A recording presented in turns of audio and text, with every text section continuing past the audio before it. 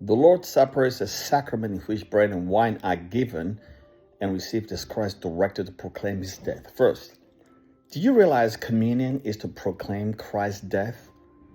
Yeah, because Jesus did say, do this in remembrance of me. Okay, in remembrance of me. But that remembrance I thought it's remembrance of Christ overall, but Catechism says remember and proclaim his death.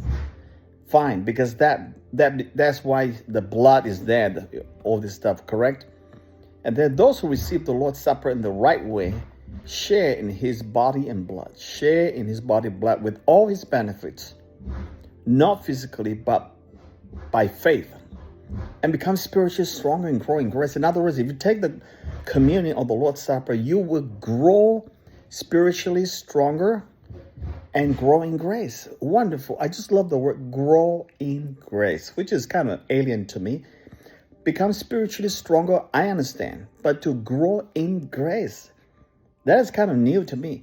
It is a very reformed way of saying, which is bigger than just growing spiritually stronger, because grace can envelope a lot of things, like become more patient, become more loving, more caring, and stronger in faith. Is more wide encompassing. And also grace has a notion of, it is not by our own effort we achieve that, but it's by the grace of God. God gives it to us. God empowers us. God enables us. So that is beautiful, to grow in grace.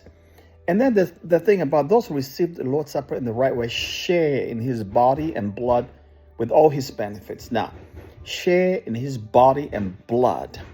That is a big statement, but it's not physically, but by faith. So in other words, if you take the Lord's Supper by faith, you share in Christ's body and death, Christ's body and blood. That's a very mystic way of saying it, because to share in Christ's body and blood is a huge theology been debated, especially with the Catholic Church. But suffice to say that we share in Jesus' body and blood is really to become one with him by faith.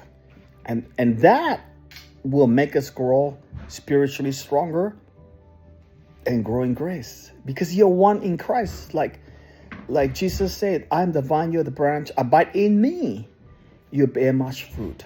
Abide in me. That is joined to the branch is joined to the vine. So we bear much fruit. Hallelujah.